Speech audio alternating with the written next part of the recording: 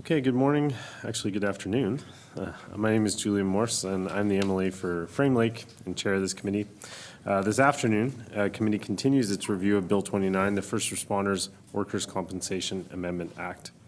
This public briefing is being live streamed on the Assembly's social media channels, and just a reminder to direct all comments and questions through the chair. Please wait to be recognized and for your mics to be turned on before speaking, and this just helps us keep the audio visual on the right person for who's speaking in the meeting. I'm going to ask members to introduce themselves, starting with members in the room. Ms. Reid. Thank you, Mr. Chair. I am Kate Reid. I'm the MLA for Great Slave here in Yellowknife. Excellent, thank you. We'll start online now with Mr. Jericon. Thank you, Mr. Chairman. Richard Jericho, MLA for Trinity Willity. We'll see. Excellent, thank you. And Mr. Hawkins. Thank you, Mr. Chairman. Mr. Chairman, I'm Robert Hawkins, the MLA for Yellowknife Center. I always like to appreciate the gallery there. Sorry I'm not in person. And of course, I'm always happy to be here and involved in these types of initiatives. Thank you. Thanks. And Mr. Rogers is online as well. Thank you, Mr. Chair. Welcome, everyone. Good afternoon. My name is Denny Rogers. I'm the MLA for Nuvik-Boot Lake. Excellent. Thank you, committee. This afternoon, we are pleased to welcome the Honourable Vince McKay, Minister responsible for the Workers' Safety and Compensation Commission, and Mr. Rick Hunt, President and CEO of the WSCC, both joining us remotely by video conference. And I noticed there are a few people in the room as well, who I'm sure the Minister will introduce. So thank you, everyone, for joining us. And I'm going to turn the floor over to the Minister for opening remarks. Good afternoon, everyone. Good afternoon, Mr. Chair, and thank you for inviting us here to provide input to Bill 29. This bill proposes amendments to the Workers' Compensation Act, allowing for certain presumptions for coverage of firefighters and frontline and emergency response workers. Today, I'm happy to be joined here today, as you said, President Mr. Rick Hunt, CEO of the Workers' Compensation Commission, and Susan Abernathy, Vice President, Legal and Compliance Division of WSCC, Patrick Bruce, General Counsel of the WSCC. Also, Jeff Ray is in the audience there. He's a Ministerial Special Advisor. Also like to recognize all the members of the Emergency Services, Fire Department in the audience also.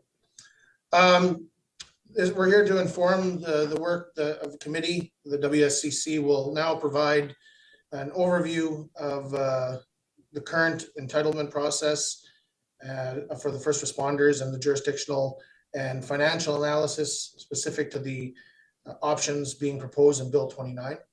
And I would just like to also add that, it's somebody who has been in emergency services, along with being a volunteer firefighter for over 30 years. This is something that's also been very passionate for myself, and something that I asked questions about right off the hop when I started being responsible for WSCC. So thank you, Mr. Chair. This concludes my opening remarks, and I'll hand it off to whoever's going to be doing the presentation there. Thank you. Excellent, thanks. Who's leading the presentation? Okay, Ms. Abernathy. All right. Thank you, Mr. Chair. Thank you for inviting us here today to speak. I'm going to do my best with the clicker. Okay. So just to go over the presentation, just an overview, we're going to look at presumption and entitlement. We're going to look at cancer coverage for firefighters, heart disease coverage, heart injury coverage, PTSD coverage, the cost impacts and options, and also some other considerations we just wanted to provide to the committee in their decisions. So why are we here? Oh, wait, got to switch. There we go. In respect of the legislative process, the WSCC will share jurisdictional and financial analysis specific to options being reviewed prior to the introduction of Bill 29 and financial analysis specific to Bill 29.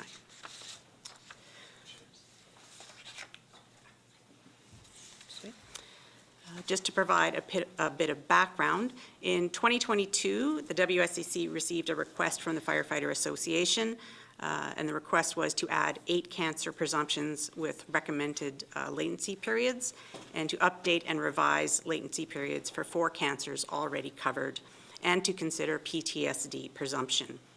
Then in 2023, prior to Bill 29, in working with both ministers, the NT and Nunavut ministers responsible for the WSCC approved to move forward with development of a legislative proposal to expand Workers' Compensation Act coverage to 23 cancers and PTSD. So what is a presumption? And before we get into that, it's important to look at how entitlement works. The Workers' Compensation Act, Section 10, states that a worker is entitled to compensation for a personal injury or disease suffered by a worker arising out of and during the course of employment. To provide some clarity, there are 4 standard criteria. There is a worker within the jurisdiction of the legislation. There's an injury, disease, or death of a worker. The third is that the injury arose out of employment, so based on the balance of probabilities, there's a medical connection between the injury, disease, or death and the worker's employment. And also that the injury happened during the course of employment. So a worker's injury, disease, or death happens at a time and place and during activities consistent with the obligations and expectations of the worker's employment. So for perspective, we've provided the last 10 years of claims history for firefighters in the NWT. There have been an average of 14 claims registered per year, with less than 1 PTSD claim and less than 1 cancer claim per year. This represents an acceptance rate of firefighter claims of 94% by the Workers' Safety and Compensation Commission.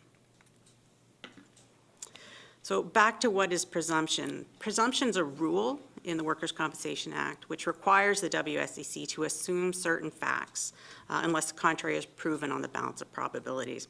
For existing firefighter presumption, it's specific to Section 14, where listed disease is presumed to have arisen out of a worker's employment and to have occurred during that employment if a worker is disabled or impaired by a listed disease, and a worker is or has been a firefighter for a minimum period of employment prescribed in regulations. Entitlement number 3 that we talked about in the previous slide is covered arising out of employment, the medical connection under the entitlement is presumed. So, sorry, I fumbled out a little bit. What that means is what we're actually presuming here is the medical connection to the injury. And as was stated this morning, a lot of this research, it's very difficult for the medical community to make those connections, and this presumption allows our medical doctors to say, yes, this one did. It is presumed to have occurred.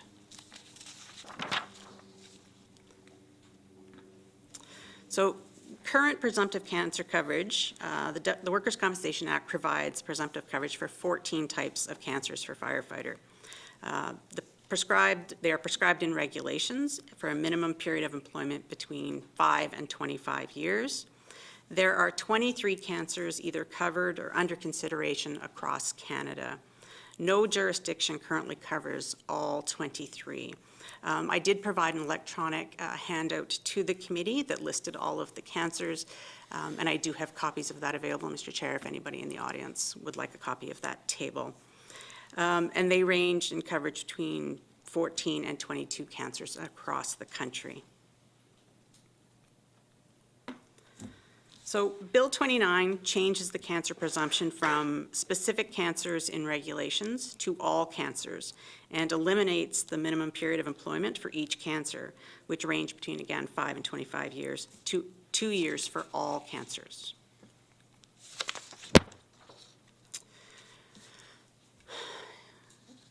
At the current moment, there is no comprehensive national data available for firefighter cancer. The International Agency for Research on Cancer published a report on occupational exposure as a firefighter in 2023. Their conclusions were there is evidence of cancerous occupational exposure for firefighters, especially mesothelioma and bladder cancer. They also found limited evidence of elevated risk for colon cancer, prostate cancer, testicular cancer, malignant melanoma of the skin, and non-Hodgkin's lymphoma. It's interesting to note that is currently only covered by Quebec. They're the only province in Canada that covers that particular cancer. And all others listed are covered under the current Workers' Compensation Act for firefighter presumption. So financial impacts. For financial impacts, we need to talk a little bit about employer assessment rates first. The liability and cost for firefighter presumption is covered in employer assessment rates. This cost is held specifically within subclass 81, which is made up of the Government of the Northwest Territories and the Government of Nunavut. The 2025 GNWT rate is $1.73 per $100 of assessable payroll. And of that, 10 cents is for firefighter presumption coverage. So in 2025, the cost for firefighter presumption coverage was $682,000.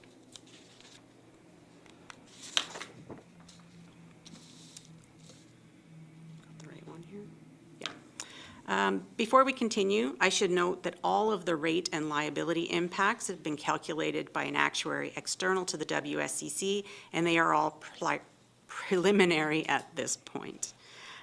So looking at Bill 29, cancer presumption changes would result in a 6-cent rate increase, so $409,000 per year, plus an immediate liability payment of $2.6 million from the GNWT. So in the year this change comes into effect, the GNWT would be required to pay $3,009,000, and going forward, it would be an additional $409,000 annually. The immediate liability payment covers future claims related to past exposures, and the annual increase covers the cost of new exposure claims going forward.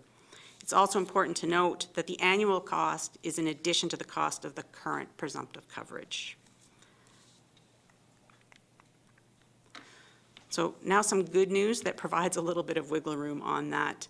A current actuarial evaluation indicates that the 10-cent component of the rate is currently factored is high.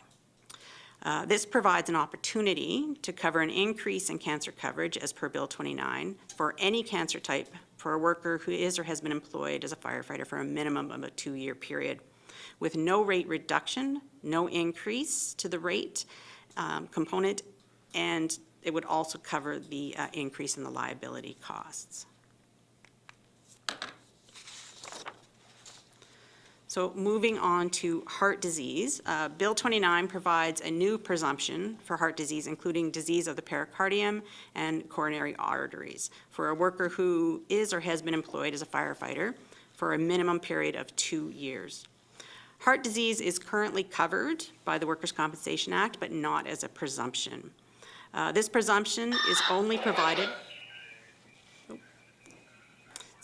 this presumption is only provided for by one jurisdiction in Canada currently, but is limited to workers employed as a firefighter on or immediately before the date the disability from heart disease took place. So while they were in service, it's not after they have left the occupation.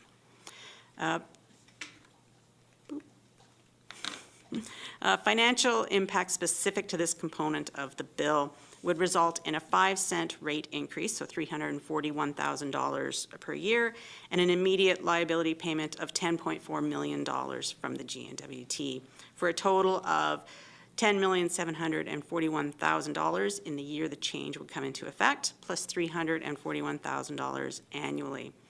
If limited to the in-service definition, the rate increase would be 2 cents, so $137,000, and the immediate liability payment would be $2.9 million from the GNWT, for a total of $3,037,000 in the year of the change comes into effect, plus $137,000 annually. Again, the liability payment is necessary to cover future claims related to past exposure. It mitigates the reduction in the WSCC's funded positions specific to the coverage and the impact on other employers within the system. Moving on to heart injury. Bill 29 provides for heart injury, including heart attack, cardiac arrest, and arrhythmia for a worker who is or has been employed as a firefighter for a minimum period of 2 years. Heart injury is currently covered by the Workers' Compensation Act and is limited to within 24 hours after attendance at an emergency response. This is consistent with other jurisdictions with one exception. That province limits to firefighters who were employed or on or immediately before the date of disablement from the heart injury. For clarity, the WSCC states cardiac arrest only, but in practice, it has been heart attack that we have covered. The explicit clarity brought forward in Bill 29 would be very beneficial to the WSCC and appreciated. Bill 29 will result in a 2-cent rate increase of $137,000 and an immediate liability payment of $4 million from the GNWT for a total of $4,137,000 in the year the change comes into effect and $137,000 annually thereafter. This cost is specific to the removal of the within 24-hour criteria and opening it up to a minimum employment of 2 years. Now the last area of coverage, PTSD. Bill 29 provides that post-traumatic stress disorder is presumed to have arisen out of a worker's employment and to have occurred during the course of employment if the worker is disabled or impaired by the disorder, is or has been employed as a frontline or emergency response worker, was exposed to one or more traumatic events during the employment, and was diagnosed with the disorder by a physician or registered psychiatrist as per the Diagnostic and Statistical Manual of Mental Disorders, known as the DSM.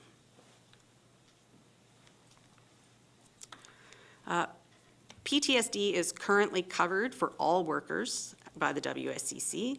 Bill 29's PTSD presumption has the same requirements as entitlement, the 4 standard that we referred to in slide 6. I just will explain that a little.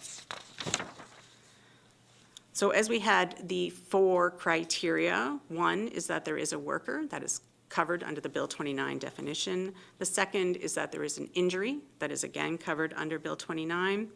That the injury happens during the course of employment, again, that is covered by the traumatic events, and that there is a rising out of employment, so the medical connection, and with the current definition in Bill 29, there is a medical diagnosis. So those 4 criteria are covered with the current bill.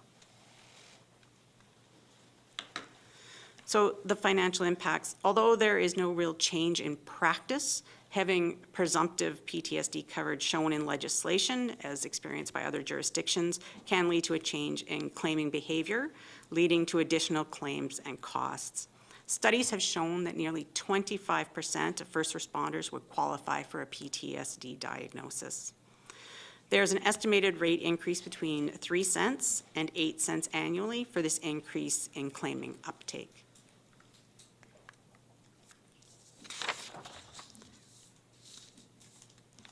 Oops, pardon me. So what is the total cost of Bill 29? So based on Bill 29 as presented, the cost impact would be a 16-cent rate increase, a liability payment of $17 million, and an ongoing cost increase of over $1 million per year. But with the 5-cent opportunity that I spoke to earlier, instead of a rate reduction for subclass 81, the reduction could be applied to an increase in coverage to help mitigate the effects. This would result in a 10-cent rate increase overall, a liability payment of $14.4 million, and an average cost increase of $682,000. Again, the annual cost is in addition to the current firefighter presumptive coverage.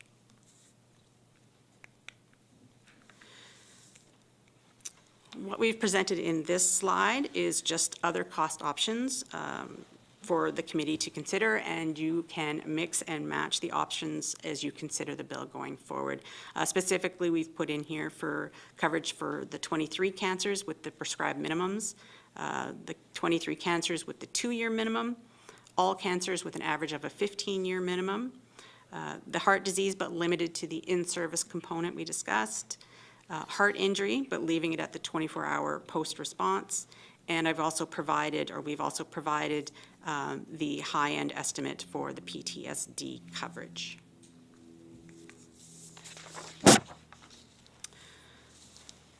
So this slide is just intended to show how the mix and match fits together. It is not being presented as a recommendation. Other than a complete no change scenario, the example provided outlines a very conservative approach. It would expand the coverage to 23 cancers with prescribed employment minimum periods. I do want to point out that if the committee went with the full all cancers for the 2-year, the cost difference would be insignificant. So either one would fit in here. Also, we provided heart disease with the in-service limitation. We provided with the provision of a more comprehensive definition for heart injury, and we would continue with the current PTSD coverage. This example with the 5-cent opportunity would result in a 2-cent rate increase overall, a liability payment of $2.9 million, and an ongoing cost increase of $137,000. Oops.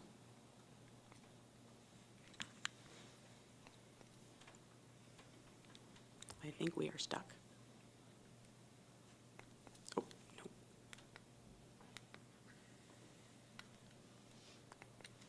Got it, thank you.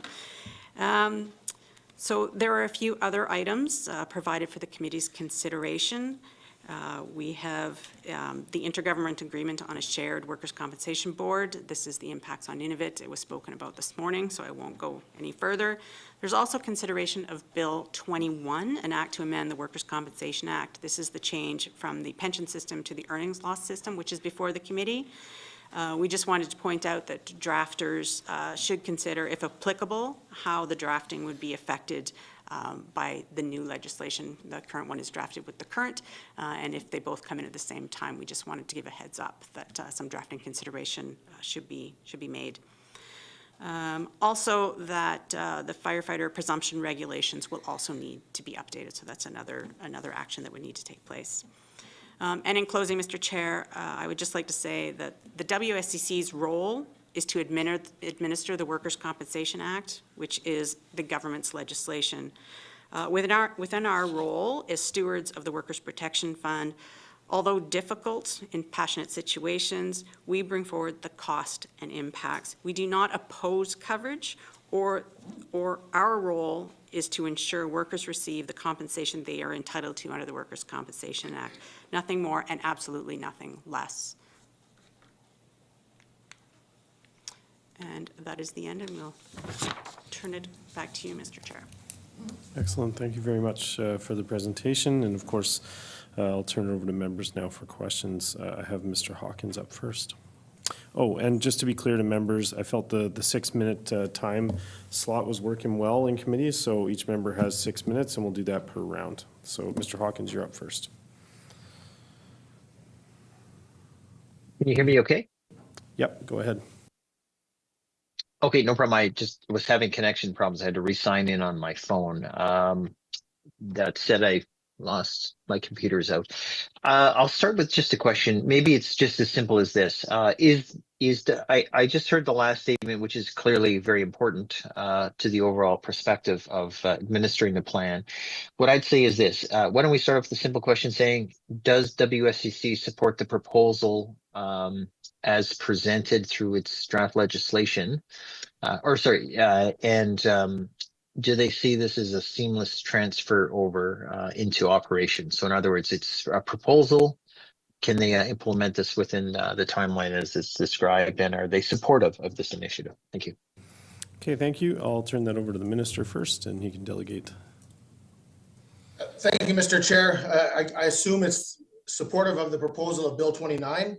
For me, we have to be clear here that, we are all in support of providing supports for firefighters and presumptive cancers. I mean, at the end of the day, we want to make sure that we take care of our first responders. We do have to find a happy medium of approaching this and what is the best way and how we can, find a path forward that covers off both of these. And I do support the intent behind the bill. However, I do have concerns about, some of the numbers. For an example, just the 2 years, I'm concerned about that. Somebody who's been involved in this for a long time. I have lots to say also about this, but Anyways, I'll leave it at that. I'll just see if the president would like to add anything to it. Thank you. Go ahead, Mr. Hunt, if you'd like. Thank you, Mr. Chair. We're as the minister said, we're in support of making sure firefighters have the coverage they need. We do have some concerns with the 2-year presumption. We are looking at presumptive coverages across the country, and they range from 5 to 25 years based on the evidence that is available. So we have some concerns with that. We also have some concerns with the heart disease and heart attack, and just the cost of implementing those items. Thank you, Mr. Chair. Okay, thank you. Back to Mr. Hawkins. Thank you for that. I noticed that there was some price difference. I'm just, again, trying to get back online because using my phone, so I've lost my notes on this, but I seem to recall something to the effect of the heart rate was $10 million, and I seem to remember the cancer was quite significantly lower. I'm just trying to scroll back to it. Is there a reason there's a stark difference in that? And I'll just be quick because I have one more round of questions if I can get it in my time. Thank you. Okay, thank you. Over to the minister. Thank you, Mr. Chair. I'll pass it off to the staff that want to answer that for the technicality behind it. Ms. Abernathy. Yes, the cost of the heart disease is the most significant cost in the bill right now. Right now, heart disease is the second leading cause of death in Canada. The way the bill is written is that a person could be, a firefighter for 2 years in their late teens as a volunteer, and may develop heart disease in their late 50s and 60s. And under this bill, the way it is drafted, that would be an accepted claim. So that is quite a broad amount of liability that would be taken on, and that's why the cost is significantly high for that area. Okay, thank you. Back to Mr. Hawkins.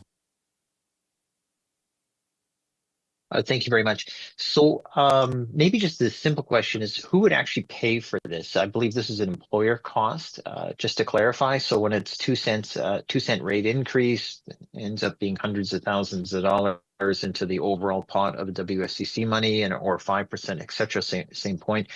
This is really an employer cost. Is that not correct? Or does the cost fall on some other type of individual? And maybe lastly, in case time is running short, I'm not sure how much time I have left, but would you be able to share any of the policy documents that you have had in support of this type of initiative? And when I say in support of, you may not have come to that final determination yet, but in support of it as background and information you've been evaluating. So it could be before committee's consideration. So a bit of 2 questions there, cost and the backgrounders to this policy, information that you have from your side. Thank you.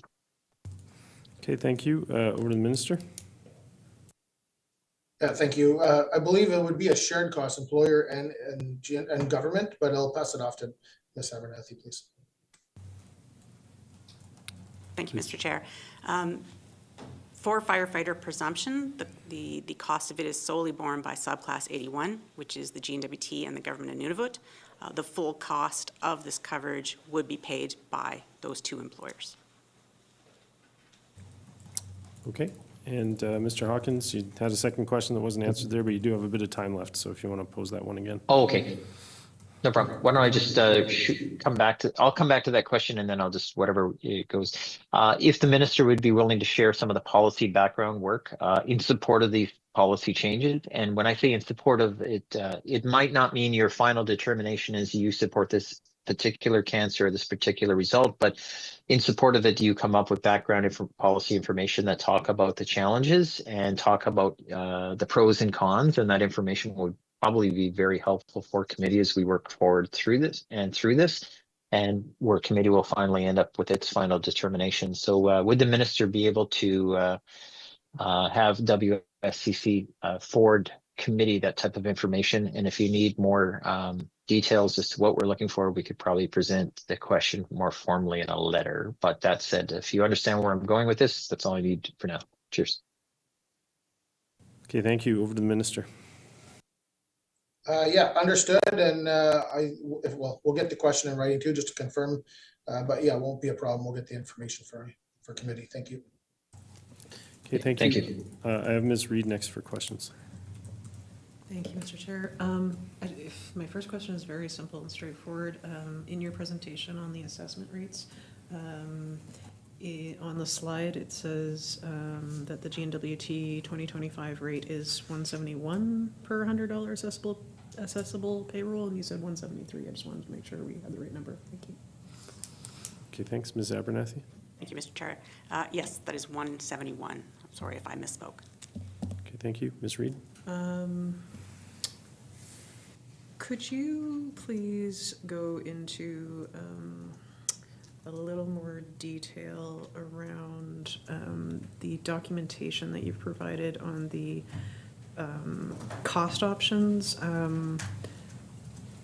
On the first slide where it says, so you have the as presented, this is the cost, and the thing I'm still a little bit not following precisely what you're saying is the rate could be adjusted based on your current rate. It's high at 10 cents, and some of this could be incorporated at a lower cost. Could you explain that a little bit more thoroughly for us? Thank you.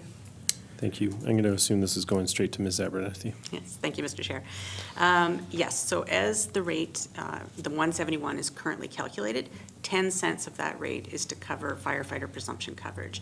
That rate was set a number of years ago based on the best estimates at the time. So the actuary has reviewed it, has come back to us and said there is an opportunity here that they feel that that 10 cents is high for the cost of current coverage. So what we've put into the cost summary here is, there's two options on the table with that 10-cent rate. Is either the GNWT and GN can receive a rate reduction, or we can take the opportunity with the surplus of funds there to use it to mitigate and offset some of the additional costs to provide more presumptive cancer coverage. Thank you. Ms. Reed, further follow-up? Yes, thank you, Mr. Chair, and thank you for that. So to my mind, am I understanding it correctly then, if at the current 10-cent rate, you could actually have that into 5 cents? Is that what you're saying? Thank you. Thank you. Ms. Abernathy? That's correct. Okay. Ms. Reed? Thank you, Mr. Chair, and thank you for your indulgence on that. I just wanted to make sure I understood. Sometimes math is not my strong suit. So on the other costing slides that you have, you've sort of dropped everything that you had on cancer, be it prescribed minimums, be it a 2-year minimum, be it a 15-year minimum. What brings you to, obviously the Bill 29 is speaking for 2 years, but is 15 years the current status, or is it a sort of considered status across Canada? What's with 15 years? Thank you, Mr. Chair.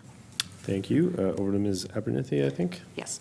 The 15 years was used because it is the average prescribed rate for each cancer, and when we start to talk about covering all cancers, those are even cancers we're not aware of at this time or are not familiar with.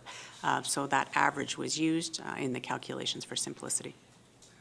Okay, thank you. Ms. Reed, further? Not at this time. Thank you, Mr. Chair. Okay, thank you. Mr. Rogers, I have you up next for a round of questions. Awesome. Thank you. Thank you for the presentation. Great to hear that everybody's on the same page. I had a couple of questions around the first one is around the liability payment. And I'm just if you can clarify that. I know when I understand that, the subclass would go up. I understand what a subclass is. And obviously subclasses change. They can change in other subclasses as well, based on occurrence of injury and things like that. But I was kind of surprised to see that the $2.7 million liability payment. Can you give a little more background on that, please, and where that comes from, whether it's because it's GNWT, whether it's in legislation, or where that is? Thank you. Thank you. I'm guessing Ms. Abernathy. Yes. So again, these were calculations done by the actuary, and the reason for the liability is because let's just talk about the heart disease one. It's the easiest one to explain. That coverage will start now.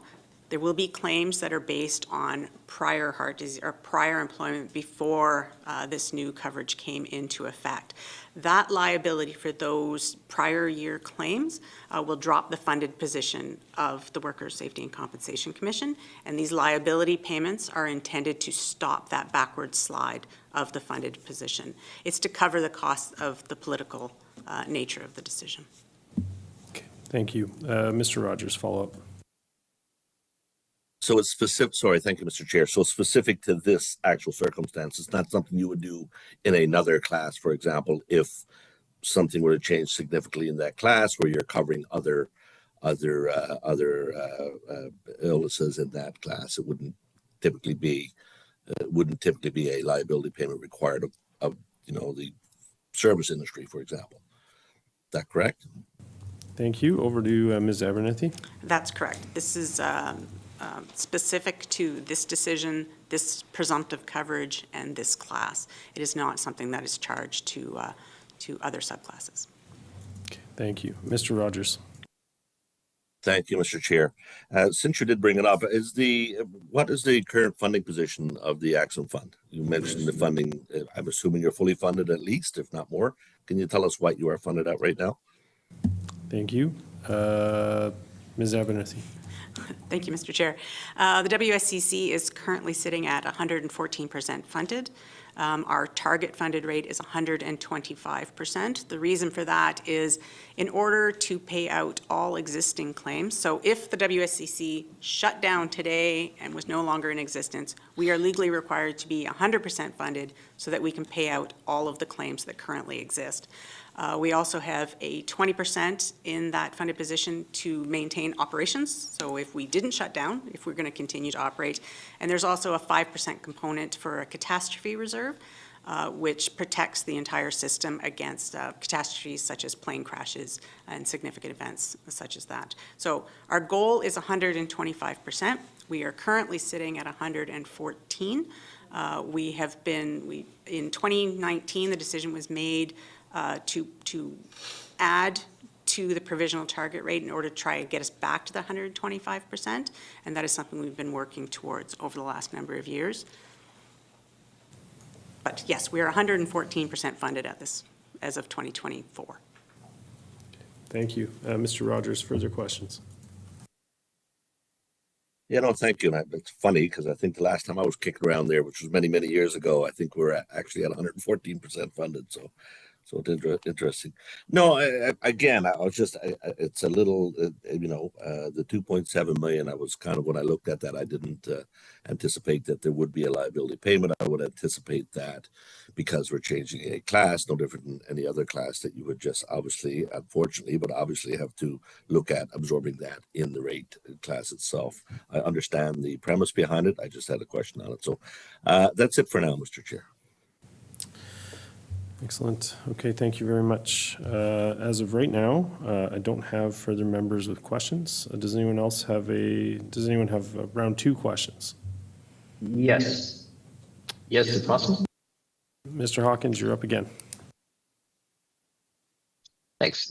Perfect. Okay. So I understand that BC is committed to move to all cancers for 2 years of employment. Is WSCC familiar with this? Their move forward on that type of initiative? Thanks. I'm not sure who, so I'm going to go to the minister and he can delegate. Thank you, Mr. Chair. I'm not aware. Last little research I did, I think they have like 23 cancers or 24 cancers from 5 years to 25, 30 years. So I don't know if Rick does or any of the staff there do. Mr. Hunt, do you want to try and field that one? Thank you, Mr. Chair. I'm not aware personally. I'm not sure if Susan Abernethy has any additional information that I'm not aware of, but I do not have any information on that. Thank you. Ms. Abernethy? Until Bill 29 was tabled, we had not been asked about providing all cancers, nor had it been an option that had been considered, either with the WSCC or boards across Canada. So as that bill was tabled, that was the first that we had that had been brought to our attention as an option or a request. Okay, thank you. Mr. Hawkins. Thank you for that. Given the question, or we'll say the ever-changing development of this particular initiative, would that be something you folks could review and report back to us about the possibility or impacts that may have? Thank you. Over to the minister again. Yeah, thank you, Mr. Chair. I would say not a problem. I think it's something we can get the details for. I think some of it was as part of the presentation here today, but we'll get more information off to committee. Okay, thank you. Appreciate that commitment from the minister. Back to Mr. Hawkins. Thank you. This is probably revisiting, so I apologize if it is, and if it is, you don't have to go at length. Maybe just a short answer will be fine, just because my connection seems cutting in and out. How much does WSCC have in cash it can pay to the liability? There's something about a $17 million that the GNWT can pay or WSCC can pay. Did I get most of the information right? Because I was cutting in and out. Thank you. Does that make sense? Ms. Abernethy, you're probably best positioned to answer this one. I didn't quite understand the question, if it could just be restated. Okay. Mr. Hawkins, do you want to restate the question to better illustrate your point? Not a problem, and thank you. Trying to make shorter questions, shorter preambles, longer questions. Okay, how much does the WSCC have in cash it can pay to its liabilities? Was there a $17 million number not batted around there? Thank you. Thank you. Does that question make sense? Yes, it does. Thank you, Mr. Chair. I don't have the exact amount of cash in the WSCC's coffers at the moment, but we are 114% funded. And the 14.4 or 17 million that the honourable member is referring to would be a payment by the GNWT, not the WSCC. Okay, thank you. Back to Mr. Hawkins. A payment from the GNWT, its service cost to the WSCC. Am I on the same page? Thank you. Ms. Abernethy is nodding, so I'm going to take that as a yes. Yep. Back to you, Mr. Hawkins. I'm going to think about my next question, so I'll relinquish the question stick or chair or microphone, as they say. Thanks. Okay, excellent. Thank you. Further questions from committee? Mr. Rogers, I think you have your hand up again. Yeah, just sorry, this is likely may have been asked and answered, and I apologize if it was. But you mentioned that GNWT pays all the pays for the firefighters. Now, what about when it comes? Is that the same thing for municipalities, for example, in Nuvik or Hay River, who have some full-time and a volunteer fire department? That certainly there are going to be charges for WSCC for those. Does that then flow through GNWT as well, or is that the municipality paying for that? Thank you. Thank you. I'll go to the minister. Send that to Ms. Abernethy, please, so she'll be able to answer that. Thank you. Okay, Ms. Abernethy. Thank you, Mr. Chair. It is the cost of presumptive coverage that flows through the GNWT. Any cost specific other than presumption, so if it was a physical injury, a non-presumptive occupational disease, hearing loss, that kind of thing, it would go to the actual employer of that firefighter. So then it would be either the municipality, the city, in the case of Yellowknife, as such. But the presumptive costs go to the GNWT. Mr. Rogers. Okay, and there's no anticipated increase to the cost per $100 per payroll for those other injuries then, just a presumptive. Thank you. Back to Ms. Abernethy. That's correct. Okay. Mr. Okay, Rogers. thank you. That's That's it good, for, thank you. that's it for questions? Okay. Back to Mr. Hawkins for another round.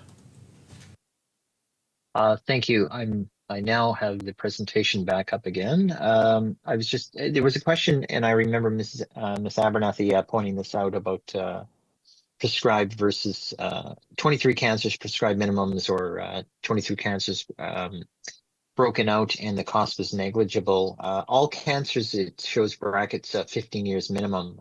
The value is very different there, or very indistinguishable, if not the same. And so, have you looked at what would the cost impacts be if it was all cancers for 2 years? I see you have it listed for 15 years, but for 2 years of service.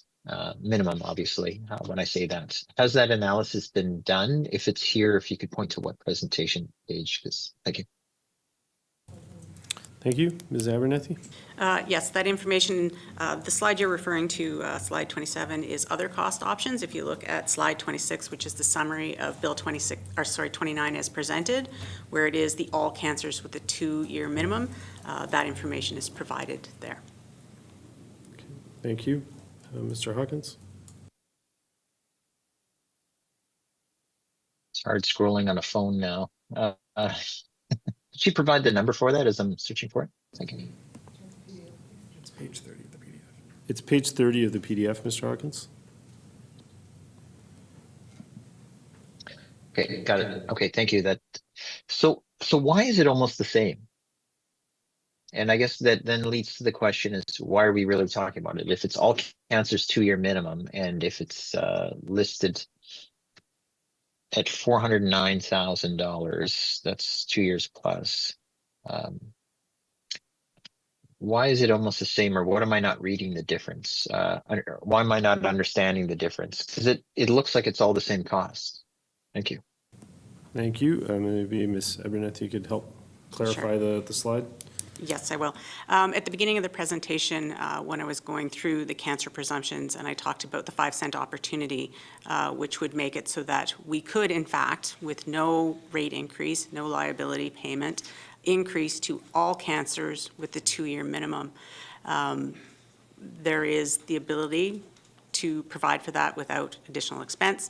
So I may have been of the false presumption that that is where the committee wanted to go, so I didn't delve into it further. The other combinations of that with the 2 years and the 15 years were provided because they were within the options that we had been looking at previously. So I just wanted to show where we had been and how the cost really is marginal. Okay, thank you. Mr. Hawkins. And thank you for that. That's helpful. So given that information, is it because of similar costs? Is it because of the low likelihood of others, or is it the current calculation that you're not anticipating extra financial burdens on the organization to meet that assurance needs? Thank you. Sorry, Mr. Hawkins, the system glitched out just a slight bit when you were speaking there. Do you mind restating the question just so we can all hear it? No problem. It was such a great question. I don't know if I can. So why are the costs generally indistinguishable? Is it because of the low likelihood of the other types of cancers originally assessed or prescribed or anticipated, or is it just the cost of those cancers? So in other words, is it a low likelihood people will get sick with them, or is it a low likelihood of the actual cost and impacts of them? Why are they not similar? Thank you. Okay, thank you. Over to Ms. Abernethy. So from the actuarial analysis that was provided to us, what was found was that the latency periods have much less effect than was originally thought when these estimates were put together. And again, that's across Canada. From the actual experience that we have had, those costs are not as impactful. So that's represented in the actuarial analysis that was provided that demonstrates that. Okay, thank you. Mr. Hawkins. Thank you. So I don't know the cancers that fall under the list of 23 or the future proposed list of 23 or so. And I'm just assuming that they're the more aggressive types and they're the one, whether they show up sooner or they show up and they just, once they're there, they're holy cow. Versus other types of latency issues based on process. For example, many people will outlive colon cancer because it's a slow acting one for most. I'm not trying to be a doctor or split hairs here on that type of assessment, but Is that really the case? Whereas the 3 prescribed ones are more of the aggressive, sooner acting types, and that's where most of the costs typically fall? Thank you. Ms. Abernethy, are you able to answer that? I can't really speak to aggressive forms of cancer. I don't have a medical background. The 23 cancers that were provided in the list that went with the submission are the ones that were brought forward by lobby groups such as the Firefighters Association, and that's why those ones have made it onto the list. Okay, thank you. Mr. Hawkins? No problem. And I do appreciate it. I wasn't trying to get her a medical position or of a non-medical person. I was just trying to get a sense of awareness why the 23 or the 23 and where the dynamics they sit in that particular case. All right, that's and I appreciate her perspective because that's not what she's there to represent per se. But okay, so the 23 is driven by the firefighters or lobbyist groups, etc. And now they're proceeding with the additional request for the additional, and the impact is small. So no, at this particular second, I don't have any further questions. Thank you. Okay, thank you. Seeing no further questions, I did have at least one of my own. The first one is just my first understanding of this, and you've helped me understand it better and differently with your presentation, was that the lion's share of cost where this bill implemented would end up falling on the employers, like the city of Yellowknife, town of Inuvik, et cetera. It sounds like that's not actually the case. Can you help us better understand, or help me better understand, just where the costs are going to be landing when I look at one of the charts that you presented, and help us understand who will be paying for what? Thank you, Mr. Chair. The cost of presumption is fully on subclass 81, which is the GWT and the government of Nunavut. Any cost of presumption will not affect the rates of any other employer or any other subclass. It is specifically within 81. Thank you. That was crystal clear. Another question that I had that is to a certain extent here nor there, but we've got a bit of time, so I wanted to ask it. And this I'll put to the ministers. Just it was my understanding coming into this, and I asked the member who brought the private members bill forward about it as well. But it seems like there was some work beginning to proceed on something similar to this from within the department, but it wasn't noted in our legislative agenda. And so a member would have been forgiven for not thinking something was coming forward. Can the minister help us better understand what was going on within the department? Was there work proceeding? Was there a plan for a legislative proposal at some point, or were we not close to being there? I'm just trying to understand it a little bit better from the department's perspective. If the minister could comment on that. Yeah, sure. Thank you, Mr. Chair. I mean, this goes back long before my time being elected as minister responsible for WSCC.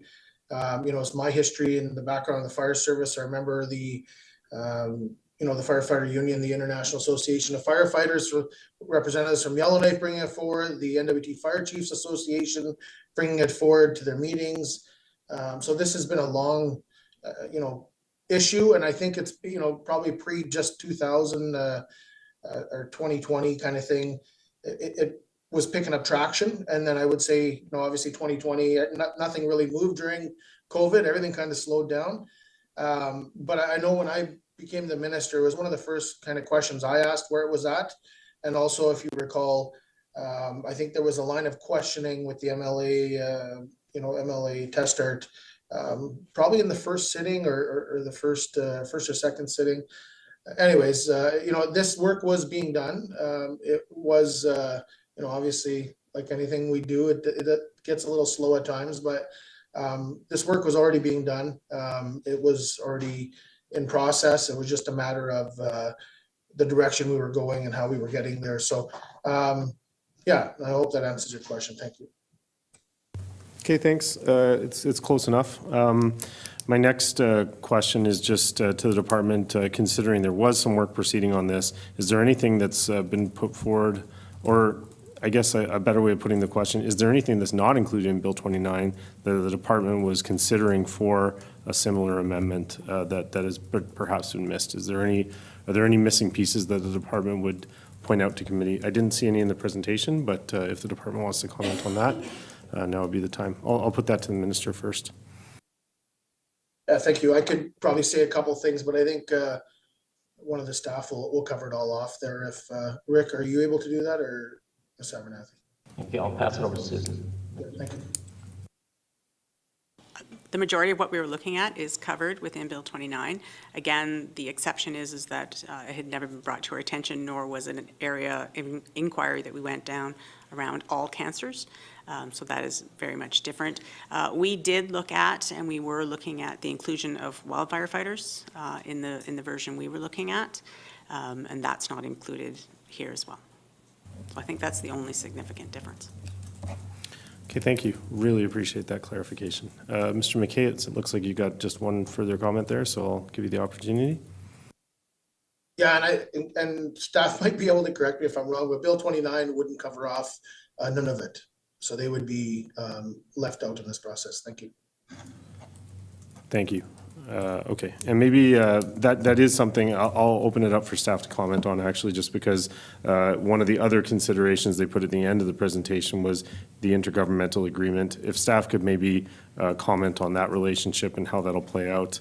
It is something that the member who's sponsoring the bill spoke to briefly this morning, just that there's a bit of time built into the bill to allow Nunavut to do some catch-up, but if staff would like to comment, I'd open that up to them as well. Sure. Thank you, Mr. Chair. Yes, the shared agreement between NWT and Nunavut is a respectful agreement around collaboration. One of the drawbacks of the approach taken here is NWT is moving forward with legislation that they've drafted in isolation. All other amendments that we brought forward, there has been drafters from the Department of Justice in Nunavut and the Department of Justice in the NWT who worked together on the legislation and brought forward to both legislatures. The challenge that we're having over this period of time is Nunavut's going into an election in October. They were not able to put this on their legislative docket prior to that election. So that would, again, that was pushing us back until after we had a new minister and a new legislature in Nunavut. Thank you. I see Mr. Hawkins has his hand up again, so I'll turn it over to him. Oh, thank you, Mr. Jim. You actually raised one of the issues that seems to be bounced around behind the scenes, but doesn't seem to go anywhere. And I was thinking about it as well, which is the issue of, have you done any analysis? You mentioned about the firefighters. Basically, have you done that type of analysis, and can you forward it on to the committee? Thank you. I'll turn that over to the minister first, perhaps. Probably best with Ms. Abernathy. Ms. Abernathy. Mr. Chair, I did bring a sticky note in case the question was asked, because I heard the discussion this morning. We did look at, not in this round of analysis, but previously when we were working on discussion papers regarding firefighter amendments, we did look at wildfire inclusion. It would be an additional 13 to 14 cents on the rate and $5.8 million in liability payment. Okay, thank you. Back to Mr. Hawkins. Okay, I'm going to go, holy smokers. That puts a lot. Okay, the other aspect is the aspect of if the NWT legislature supports this change, and you mentioned, which is not the first time, of course, we keep talking about Nunavut has to go through its own process. But if Nunavut ends up in conflict with our perspective, in other words, their legislature doesn't support it, do you see it as an encumbrance to implementing it on the territorial side alone, as in go it alone? And I know you can do special amendments, so I'm just curious on the application and encumbrance this may or may not cause. Can you speak to that? Thank you. Thank you. Perhaps Ms. Abernathy? I think the relationship between NWT and Nunavut is more of a minister or a president question. Minister or president.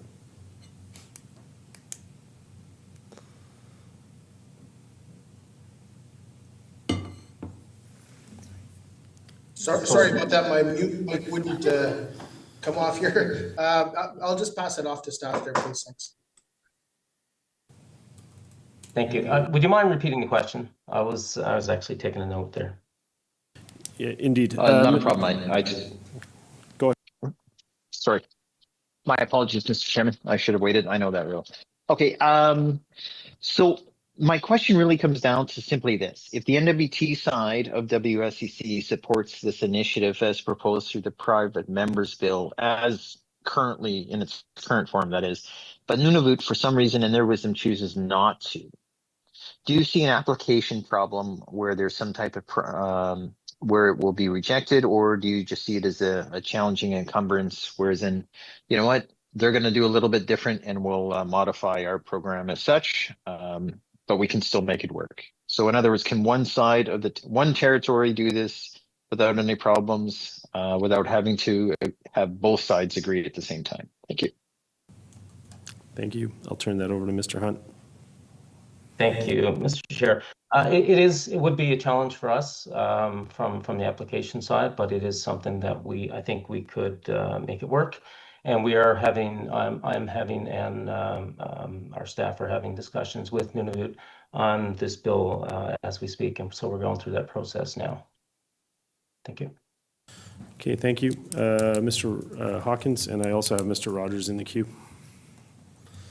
Okay, then I'll just make my next question very simple, which is, are you currently administering anything that's a one territory challenge? So in other words, whether it's Nunavut or the Northwest Territories, are you administering anything aspect that's catered specific? And if so, could you give us a general example if you can't give us a specific example? Thank you. Thank you. I'm going to assume Mr. Hunt is probably best positioned to answer that one. Thank you, Mr. Chair. I actually do not know if we are administering anything from the one side, one territory, and not the other, but Susan Miss Abernathy may have a better indication. Thank you. Ms. Abernathy. Yeah. So thank you, Mr. Chair. As it stands right now, we have mirrored legislation. The only place that we deviate is we do have MOUs with both governments to run a program on their behalf, and those are specific to harvesters in each jurisdiction, but that is separate from the actual Workers' Compensation Act. But within the Act, it is mirrored legislation at this time. Okay, thank you. I'm going to turn it over to Mr. Rogers now. Thank you, Mr. Chair. And again, I apologize. I'm looking frantically through the presentation, but you mentioned that you had done some work on this yourself previous to 29 coming out, which was a little different, where you didn't have presumptive on all cancers. Can you tell me, based on the work you have done, if you got to that point, what the liability payment would have been based on what your recommendation would have been had you brought it forward without 29? Thank you. Thank you. Over to Ms. Abernathy. Yes, thank you, Mr. Chair. The other costing example that we have on page 28, although I said it wasn't a recommendation, that is based on the direction that we were taking. Okay, thank you. Do you have a follow-up, Mr. Rogers? No, thank you. Okay, thank you. I'm just going to go and open it up to committee. I don't have any questions in the queue at this point. Is committee finished with questions for the WSCC and Minister?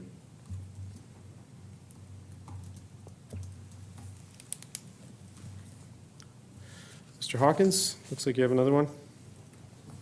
Yeah, just I was done last round, but there was an element Miss Abernathy had pointed out, and I just wanted further elaboration if possible. That's the only area. So she mentioned, I think, the hunters and trappers. Would, if the NWT went alone on the firefighter matter, would it be a similar application to that?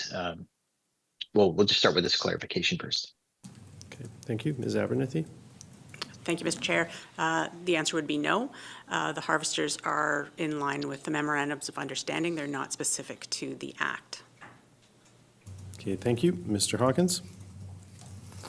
So if Nunavut rejected it in the sense of whether, for their reasons, let's not get into that, but if they rejected it or couldn't support it for whatever reasons, so I'm hearing the WSCC could manage this from a territorial side. It would probably take some work. So I just want to double check or double down on clarity on that one, just so when I walk away, at least I know clearly one way or the other. Thank you. Thank you. Ms. Abernethy? I believe Mr. Hunt's response was that we could make it work. Sounds But pretty I clear. will let him speak for himself. Okay, yeah, I can turn it over to Mr. Hunt if he wants to be crystal clear. Thank you, Mr. Chair. Again, I'm pretty sure we can make this work. We'll take this back, and this might be a question that we may have to come back to the committee on. I don't want to be absolutely 100% in my answer, my response here right now. I want to take this back and come back to the committee if that works. Thank you, Mr. Chair. Absolutely, thank you. And we've got a kind of a running list, I think staff are taking of questions for follow-up, so we'll add that to the list. Mr. Hawkins, any further clarifying questions before I turn it back to Mr. Rogers? No problem. No question. I just want to emphasize, I appreciate, and that's kind of why I wanted to, if I may say, double down on just clarity on that one and to make sure, because I don't want to leave this presentation discussion saying, oh, well, if it, they say no, we can still do this. And I want to hear about how the application can work. So I look forward to the update that they provide, and then we can move forward. Whatever direction we end up, we can move forward at least with the most reasonable information. Thank you. No question. Thanks. Excellent, thank you. Mr. Rogers. Thank you, Mr. Chair. Yeah, just quickly. So I'm looking at slide 28. I'm just still trying to get, I guess, kind of the clarification on my last question. Slide 28 in the presentation I have in my package, which may be an older one. I know there were some updates put in there, is around PTSD. Well, what I was asking, and I think I found it on slide 31. So again, the work that WSCC had planned on bringing forward, because I understand you guys were working on this. This is not new to you. You were working on it based on prescribed minimums. You were based, and not on all cancers. And it looks to me, so is it correct to say then that what you would have recommended or brought forward, in addition to the rate increase, would be $1.1 million for a one-time liability payment in the year that it's implemented? Is that correct? Thank you. Ms. Abernethy? Yes, that's correct. So if you eliminate the heart disease and look at just the cancers for the prescribed minimums, the liability payment on that is the $1.1 million. Thank you. Mr. Rogers? No, I just want a clarification on that slide. That's all. Thank you. Okay. I don't have any further questions in the queue. I'm just going to make one last appeal to members. If they have questions on this, please speak up. I'll give members a couple seconds.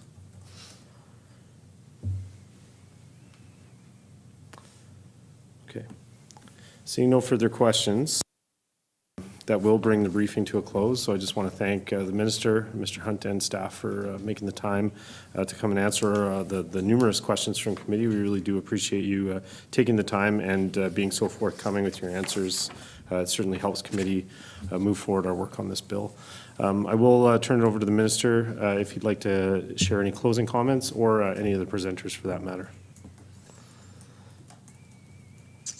Thank you, Mr. Chair. I would say just in closing, I appreciate the work that's been done here. I also appreciate, the committee bringing this forward so that we can present and get, information out there. And I would say if there's any other questions that, committee may have, feel free to, send them over to my way and we'll get them off to WSCC to get answered. As somebody who's been in this field for a long time, I do have the passion for it also, but I also have the compassion for it. And we want this, GNWT wants this, the firefighters want this. We want to make sure that everybody's protected and it's an opportunity to make sure we're all protected. But we do also have to realize that these careers also have an inherent risk that we have and we all signed up for. And, at the end of the day, we have to realize everything we do in this world right now gives us cancer, and including all the clothes we're wearing today. It's a tough world out there, and we have to realize that some of this stuff we're just not going to get away from. And I presented 2 years for this Bill 29, and all jurisdictions out there are from 5 to 30 years kind of thing. So we want to make sure that we're meeting in the middle and make sure that everybody's happy. So thank you, Mr. Chair, and I don't know if any other staff want to add to this. Any other staff have closing comments they wanted to share? Seeing shaking heads. Mr. Hunt, did you want to share any comments? Yeah, thank you, Mr. Chair. I'll just say that we're really appreciative and grateful for the work that the firefighters do, and we want to thank them to the service to our communities. And we're not here to block any coverage for firefighters. We just want to make sure that you have the information that you need to make informed decisions. And if there's any further information that you do require, just let us know and we'll make sure we get that information to you. Thank you. Excellent, thank you, and certainly committee appreciates that offer, and we'll take you up on it as questions come up. So for everyone watching, tuned in online and in person, this does bring the briefing to a close this afternoon. I want to thank everybody for attending. It's always great to see visitors in the gallery, and it's been nice to have an audience today because often we're a little lonely in here. So it has been great to have the firefighters here with us. So thanks so much. And this concludes the public portion of the meeting. Of course, colleagues, I'll ask you to stick around. We've got a couple of debriefs to take care of after this. So if we can stick around, we'll get into that work once everyone's cleared out. Thank you.